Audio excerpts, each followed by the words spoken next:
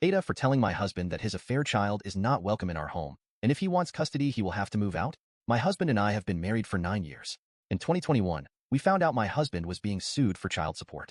Turns out my husband had an affair shortly after we were married.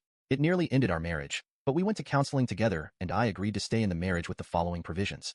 My husband was to get a second job so that his child support payments did not affect our household budget, and that at no point in time would I ever consider having a relationship with this child. If he wanted to pursue one with them, fine. But I have absolutely zero interest in this kid. So my husband has been getting to know his kid over the past couple years, and recently my husband came to me and informed me that there was some sort of baby mama drama. Apparently, she has to self-surrender in May and is going to be incarcerated for 8 months. My husband told me that he needed to take custody while his affair partner is locked up. Otherwise, the kid would have to go to their grandparents who basically live on the opposite coast from us.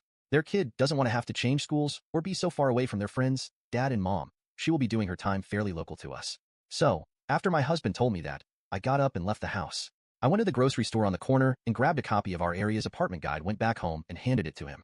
He asked if I were serious. I told him I still felt the same way as I did 3 years ago. He said he didn't think that was fair considering the extenuating circumstances. I told him I don't care about the circumstances. His kid is not welcome in my home. If he wanted to take custody, I will grant him an amicable divorce, but I am not changing my mind. I am not taking care of some other chick's kid. Edit. For all the people concerned about what a whip cracker I am in making my poor husband work 2 jobs, he has never had a full-time job since we have been together. He works 2 part-time retail jobs now that add up to 40 to 50 hours a week. He currently only has supervised visitation with his kid. They see each other once or twice a month for a couple hours with a social worker present. And for those who seem to think that I need to be the one to file for divorce, no, I will not. I am not the one who created this situation. If my husband wants to pursue custody, I have told him I will not fight it. I will grant him an amicable divorce and let him be on his way. However, I am not going to waste my own time, energy, and money to do so. He is responsible for getting his own ducks in a row for the situation he created. That includes being the one to go through the headache of filing. Date. We discussed divorce. We discussed temporarily separating. We discussed a lot. We sat down and had a pretty big financial talk. He is not involved in our financial planning. I showed him the numbers he realistically had to work with. I told my husband the truth, that while I love him, I won't lose sleep if we divorce. He has to do what's right for his own happiness and his kid. My husband had a bit of a breakdown over that. There was a lot of crying and him telling me that he loved me and didn't want to lose me. I broke down myself. We had a real good cry together. He asked if we could go back to our marriage counselor. So, I made an appointment. We went. We discussed the same things above, but with a counselor present.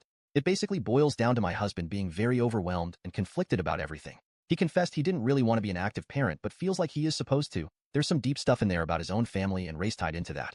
So complicated emotions. He is terrified of losing me. He wants to prioritize our marriage. Hearing me say that I wouldn't lose sleep over divorcing left him shook. Our counselor strongly suggested that my husband get into individual therapy and gave some referrals. My husband has not pursued that.